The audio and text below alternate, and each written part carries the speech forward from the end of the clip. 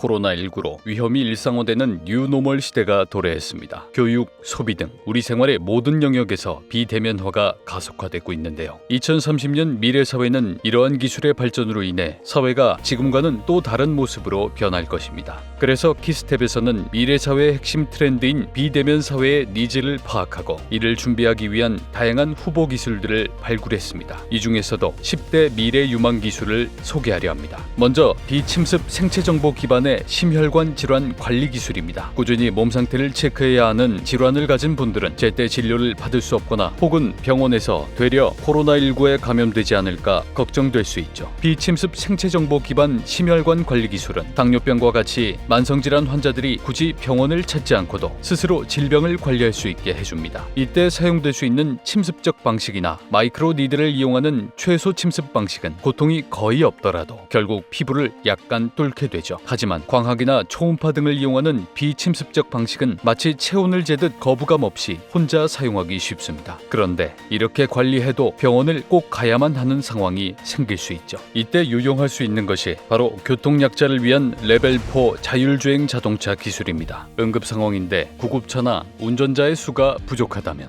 응급 환자의 골든타임을 놓칠 수도 있겠죠. 레벨 4 자율주행은 관제센터의 원격 제어를 통해 안전한 이동, 편의 혜택 등의 모빌리티 서비스를 받을 수 있는 단계입니다. 응급 상황뿐 아니라 교통 소외 지역에 거주하는 고령자, 어린이, 장애인 등 교통약자가 대중교통, 공유 차량 등 다양한 이동 서비스를 제공받는 데 큰 도움이 될 것으로 예상됩니다. 코로나19는 소비 형태에도 큰 변화를 가져오고 있습니다. 인터넷 주문으로 거의 모든 것을 해결할 수 있게 되었죠. 이 과정에서 택배업 종사자들의 과로 혹은 집단 코로나 발병과 같은 사회적 문제도 발생했는데요. 자율주행 기술은 이 문제에도 한 가지 해답을 제시합니다. 최종 소비자에게 물건을 배송하는 자율주행 기반의 라스트 마일 딜리버리 서비스 기술입니다. 무인 이동체가 단순히 길을 찾고 장애물을 피할 뿐 아니라 엘리베이터나 자동문 등의 인프라를 활용하고 발송자와 수취인을 확인할 수 있는 보안 기술까지 갖춰야 하는 생각보다 복잡한 서비스죠. 택배와 포장, 배달이 늘면서 또 다른 문제도 생겼습니다. 바로 포장재 쓰레기 양이 어마어마해진 것인데요. 특히 일회용 플라스틱은 심각한 환경오염을 유발하기 때문에 생분해성 플라스틱을 이용해 가공, 생산된 포장재를 활용할 필요가 있습니다. 생분해성 플라스틱은 일정한 조건에서 미생물에 의해 완전히 소비되어 일부의 자연적인 부산물만 발생시킵니다. 비대면으로 수많은 결제가 이루어짐에 따라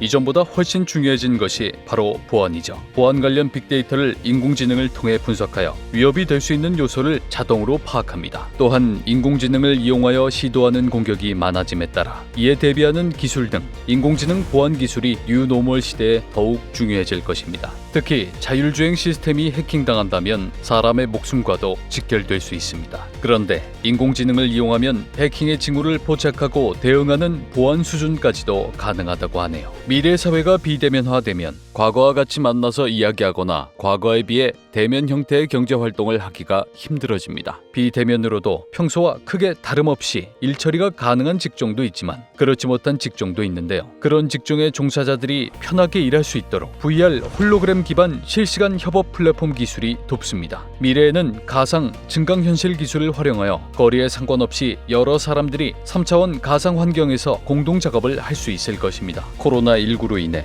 가장 침체된 분야 중 하나가 바로 문화예술, 스포츠계입니다. 영상 생중계 같은 여러 노력이 있었지만 아무래도 실제로 보는 것과 같은 현장감은 전달하기 힘들었죠. 하지만 비대면 초실감 미디어 제작 및 중계 기술을 적용하면 집에서도 공연이나 경기를 좀 더 생생하게 관람할 수 있습니다. 심지어 다양한 시점에서 촬영한 화면을 직접 선택해서 볼 수도 있기 때문에 현장에서 보는 것보다 더 가깝게 무대를 만나볼 수도 있죠. 코로나19는 유례없는 등교 중단 사태를 일으켰고 수험생들을 막막하게 만들었습니다. 비대면 강의는 대면 강의보다 효과가 떨어진다는 평이 많죠. 이때 유용한 것이 LXP, 러닝 익스페리언스 플랫폼 기반의 개인 맞춤형 큐레이션 기술인데요. LXP는 학생뿐 아니라 일반인들이 혼자 새로운 것을 배우는 데에도 큰 도움을 줄 수 있습니다. 마지막으로 소개해드릴 것은 앞서 소개한 기술들을 더 편하게 이용할 수 있게 해주는 기술들입니다. 먼저 사람과 사물이 스크린을 넘어서 다양한 방법으로 소통하는 비욘드 스크린 기술이 있습니다.